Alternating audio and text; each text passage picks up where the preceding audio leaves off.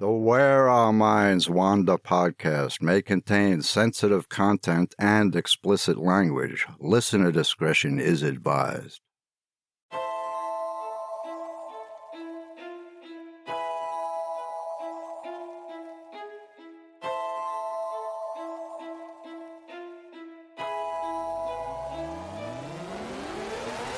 Greetings, fellow wanderers, to the places our minds wander. Where strange lights speed beyond reason across a clear night sky. The house at the end of the road, where disembodied voices whisper and strange noises make the living shiver. Lurking shadows hiding on the edge of the woods just outside your back door. Odd, true events throughout time that lead you down the rabbit hole. I'm Wes. And I'm Beth. And this is Where Our Minds Wander.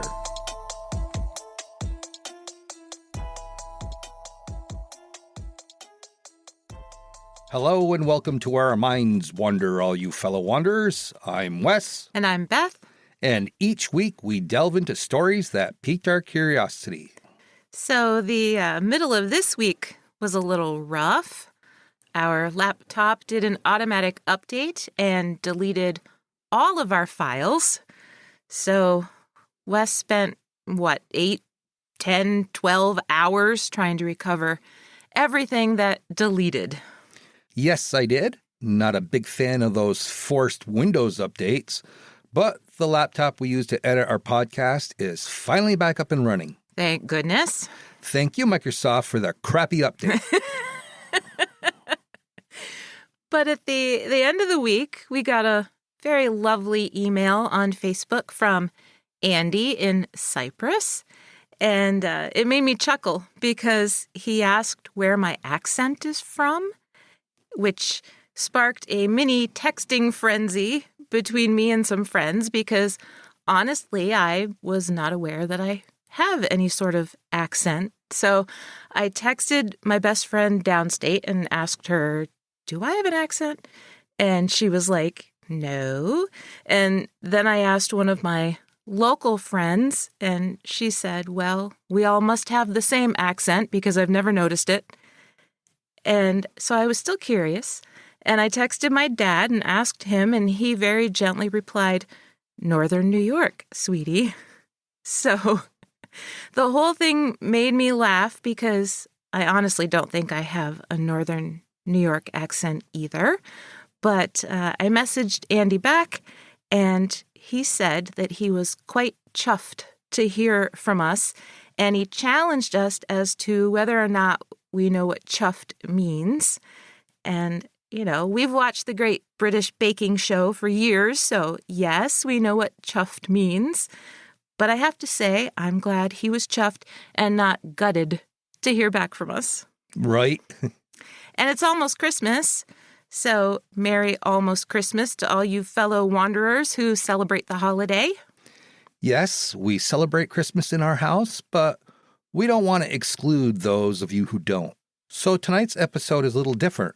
We are going to talk about some Christmas traditions, but not in the conventional kind of way. Would people really expect anything else from us to be conventional? I mean, you did find the coolest wrapping paper this year. It has Santa Claus all over it, but he just happens to be piloting a UFO. Yeah, wasn't that awesome? It's pretty cool. I think the kids are going to get a kick out of that. So our thought was that no matter what you celebrate, you might get a kick out of what we're going to choose to talk about tonight. And we also thought that instead of each of us doing a separate topic, we'd kind of share the same topics and tell you about them together. Yeah, it's a bit different for us, but I think it'll be a lot of fun. Santa Claus, Kris Kringle, Father Noel, Saint Nick, Krampus? That one doesn't belong. There are a lot of names for Santa Claus around the world. He is known throughout many countries to deliver gifts to good little children. But what about Krampus, Santa Claus's not-so-nice companion? Not many Americans have heard of Krampus, other than as a character on a few supernatural-themed shows and a fairly popular movie back in 2015. Who exactly is he, and what exactly does he do? Imagine this. December 5th is a cold, wintry night in Vienna, Austria. All good children should be snug in their beds, dreaming of the lovely gifts Santa Claus is delivering that night. But what about those who haven't exactly been good? What about those children who talked back a little too much or threw temper tantrums a little too often? Those kids are the ones who should really be fast asleep in their beds, maybe even before their regular bedtime, hoping to hide from the other creature lurking along the streets. If any naughty children are awake, the only clue that Krampus might be coming is the uneven footsteps caused by his one human foot and his one cloven hoof. Half man and half horned goat, Krampus is said to be covered in fur and to have a long, forked tongue. His torso and arms are wrapped in chains strung with bells, but he doesn't just target the houses of naughty children. Not at all.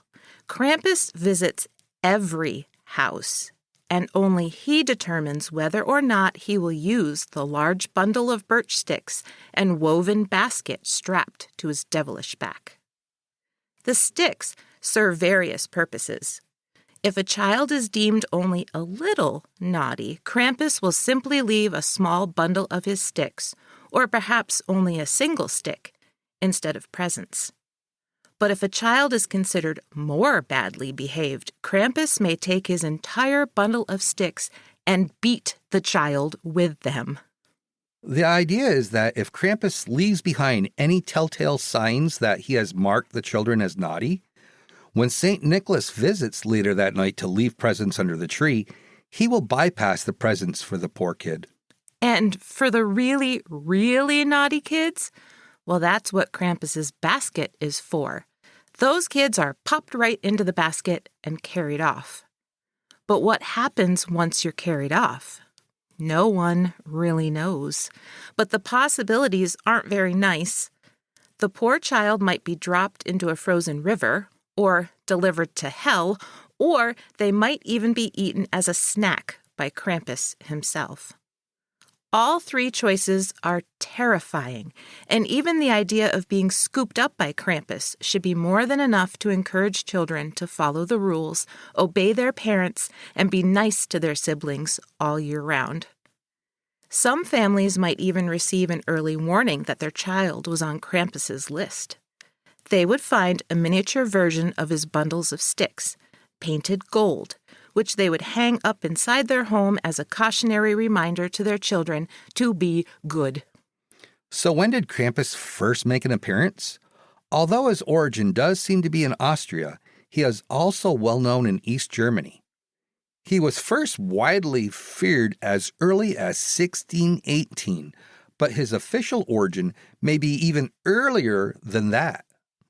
Some researchers say that he very closely resembles a son of Norse giantess Hel, spelled Hel, who ruled the underworld. Hel was the daughter of Loki, and she was considered pretty harsh and unfeeling. But sometime between the 1600s and the 1800s, Krampus's Norse name was replaced. Krampen means claw in German. And the creature had physically morphed into what we recognize as Krampus today, taking on more Christian symbolism. And during that time, Krampus was so popular that entire parades were thrown in his honor, called Krampusnacht. Townsfolk would dress up as hairy, furry goat men, complete with horns and one cloven hoof, eager to swat spectators with bundles of sticks. They would often walk side by side with someone dressed as Saint Nick, so it was the perfect visual depiction of good and evil. In some areas, the parades got so out of hand because of alcohol and the level of violence that they were eventually banned. But the 1800s also brought in a new wave of Krampus celebration, the Krampus card. Similar to a Christmas card featuring Saint Nick, the Krampus cards were given out to friends and neighbors. But that's when the similarities end, because Krampus cards look more like something you'd try to frighten someone with on Halloween. In most of them, Krampus is the central figure, a dark, furry, demonic-looking creature, a sort of cross between a devil and a goat. His long, bright, red, forked tongue is usually extended out, curling towards terrified children, either trapped in his wicker basket or caught up in his thick chains. The background of the cards was often solid red, but in some cases, they might be a desolate winter landscape. The Krampus figure is always leering, with an almost frenzied gleam to his eye. In some, he holds a pitchfork aloft, as though it is merely an eating utensil. In others, he doesn't have a pitchfork, but he does lean towards the frightened children, almost as though he's sniffing them with his disgusting tongue. It's hard to look at them and not feel a bit uncomfortable. But to be fair, some of the cards seem to lean a little more towards the humorous. In one example that I saw, 3 children are inside the wicker basket with just their faces, peering over the edge, and they're on the back of a cherry red sled, and Krampus is sitting upright at the front, steering them down the hill. But the way that he's seated and manning the sled, it's really comical because it looks like he's proudly driving his new car down the hill. But in each one, the children all look truly terrified or at least remorseful. Yeah, some of them are pretty cool. Because the Krampus knocked parades had gotten out of hand and the Krampus cards were scarier than all hell, several towns and churches began to view Krampus as too frightening and too violent to continue supporting. Slowly, as parades were banned, the belief in Krampus began to die out, and in some places, he was forgotten altogether. So forgotten, in fact, that most Americans have never heard of him. His legends hadn't really made it over to this country, at least not in any huge wave. But Santa Claus traditions were kept, including the threat of a lump of coal in your stocking. It seemed like threatening naughty children with coal, or the idea that Santa won't leave any gifts for kids who misbehave, was more in line with our cultural beliefs at that time. I was just thinking about the song Santa Claus is Coming to Town and its opening line. You better watch out. You better not cry. You better not pout. I'm telling you why. In line with this Krampus stuff, the opening of that song seems a lot more ominous than it ever did before. Yeah, it does. In the early 2000s, the interest in Krampus began to resurface. There are many Krampus-Nacht traditions still thriving in Europe, and some have taken hold in the U.S. as well. Several cities are now celebrating Krampus-Nacht, at least on some scale, by having Krampus-costumed figures in their annual Christmas parades. Some cities like LA, Philly, and Rochester have even offered Krampus celebrations, where many, many Krampuses fill the streets. They are coupled with family-friendly activities and are meant to be more playful than scary. But is there a chance that Krampus will become as commercialized as Santa Claus has been? Is that the way it's headed? Well, I hope not. I hope the Krampus tradition is one that stays as regional as it once was and as terrifying as it once was, and that we don't cutify it and morph it into something else entirely different. I agree. Some things are just super cool the way they are, and we don't need to mess with them. But we did pick up a Krampus with a little child in his basket when we were out to one of our local stores shopping. We did. And he's pretty cool looking. Yeah, I don't know if I can say a trademark name, but it's one of those furry bone figures. And he has his tongue hanging out, and he has a bell attached to him in the wicker basket, and the little kid's peering over the edge of the basket. It's so awesome. I had to have it. Hey, did you know? In 2015, in Bryan, Texas, the Guinness Book of World Records bestowed the largest gingerbread house world record. Measuring 39,202 cubic feet, the house, made entirely of gingerbread, except for its wooden foundation, was 60 feet long, 42 feet wide, and 20 feet tall.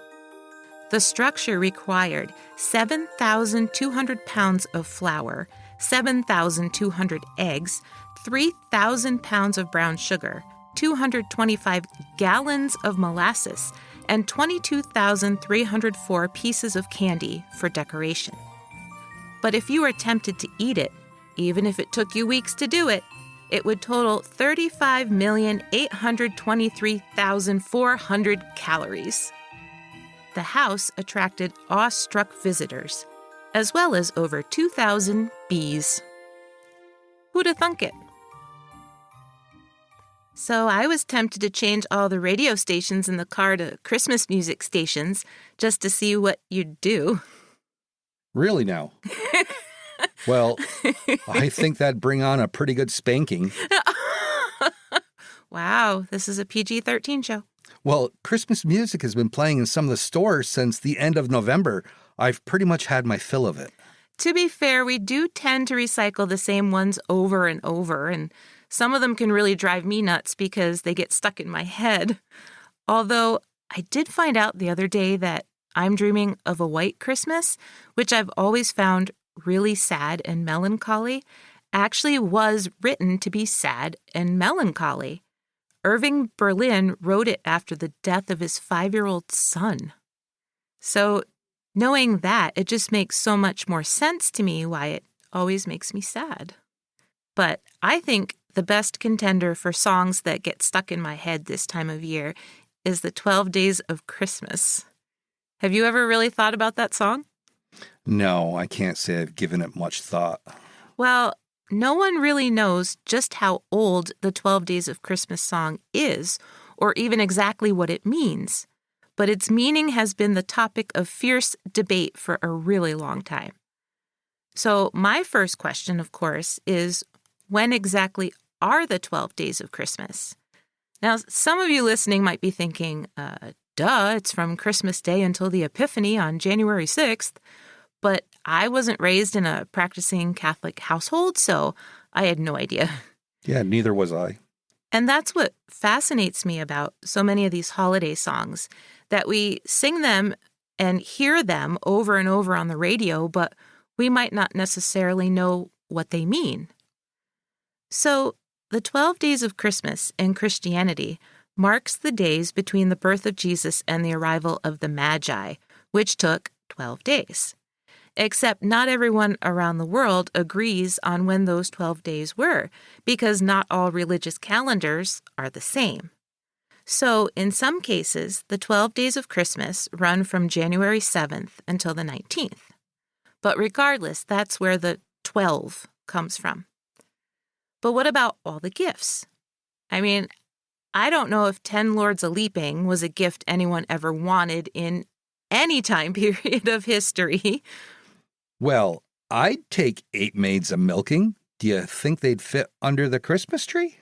No.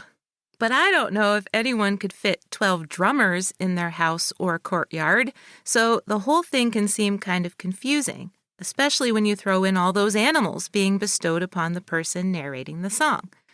There was a theory for some time that the song actually was a coded verse, that each day represented something symbolic in Christianity, and that during the 1700s, when Catholics were persecuted in England, it was a way for parents to teach their children the catechism. There are actually several Catholic sites online that show support for this theory, claiming that the 3 French hens, for example, represented the Holy Trinity. The 2 turtle doves were the Old and New Testament, and the partridge in a pear tree was the Son of God. It's pretty interesting to look through the lyrics on these sites and see how each verse does match up with specific religious things. And they might be 100% right. But skeptics point out that the word Christmas itself is mentioned 12 times in the song, which would certainly tip off people who heard it that it was a Catholic thing. As you can imagine, this argument has turned into a pretty heated debate. What we do know about it was that it was first published in the year 1780 in a book of children's poems It wasn't set to music. It was just a piece of cumulative verse poetry. Of course, back in 1780, the verses weren't what they are today. And over time, things have changed multiple times, from ships a-sailing to bears a-baiting to badgers baiting. Even lines that have stuck around for several hundred years are slightly different, perhaps due to misinterpretation. For example, many scholars believe that the 4 calling birds were originally 4 collie birds, which was slang for crows.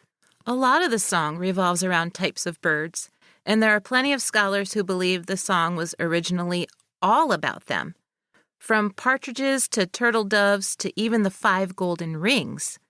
They point out that golden pheasants have a naturally occurring color pattern around their necks that might be referenced in this line of the song. And so they argue that the song was really nothing more than a tune about lavish feasting, either by the very rich or by those yearning for all those different types of fowl. The version that we know in the 21st century was written down in 1909 by a man named Frederick Austin. Because Christmas music was popular, the old set of verses may have just naturally seemed like a good choice to set to a tune. And what a tune it is, almost like a never-ending merry-go-round. And kids like merry-go-rounds, and perhaps kids are more closely tied to the mysterious origin of the 12 Days of Christmas song than we think. There is the theory that the song was originally a kind of truth or dare cumulative game. A group of kids would gather together, and one would start off the song with the first line. Each kid would have to add the next line, remembering what day it was, and then they'd have to remember all the previous lines before it. Each time it was played, the kids could alter the lines to try and mess up their friends. If someone messed up, they would have to give the starting kid a piece of candy and some other small agreed-upon token. Games like this were popular at Christmas time, and it certainly would have kept them entertained. Which could also explain why the song has been parodied so often. It's kind of fun to come up with your own verses. Please don't. I have a more practical question, though, when I listen to that song. How much would all of that stuff in the song cost? Like, if you add it all up. So I know that if you add up the number of gifts, it's actually 364, which I find kind of interesting. Right. It seems like it's more than a coincidence. And I guess there are some people out there who have done the research and the math, and they have come to the conclusion that if someone wanted to gift all of the things in the song to some lucky gift receiver, they'd be looking at a whopping $30,000. Wow. Go figure someone would break it down to dollars and cents. But that is quite a bit, and I imagine the number goes up every year with inflation. And, yeah, the difficulty of trying to find some of those things. There's that, too. I don't even know where you find 10 lords a-leaping or your 8 maids of milking. I might have an idea on that. Well, then, I hope all of you are good this year and Santa shows up and not Krampus. But I think next year I might be a bit more naughty, if you're okay with that. I'd really like to sit down and have a chat with Krampus, and maybe he would agree to be a guest on our show. Yeah, I'd be okay with that. Anything to get to see Krampus. You never know. Well, I think that about wraps it up for this episode, Beth. We wish all of you a very happy and safe holiday. Yes, I hope it's very merry. And we'll see all you wanderers next week for an all-new episode of Where Our Minds Wander. See you soon.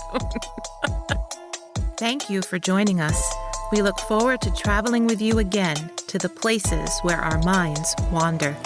If you like what you heard, please take a moment and provide us with a 5-star rating and a comment on your favorite listening platform. It really helps us move up the list and become more visible on the podcast charts so new people can find us. Thank you all for your continued support. See you all next week for an all-new episode of Where Our Minds Wander.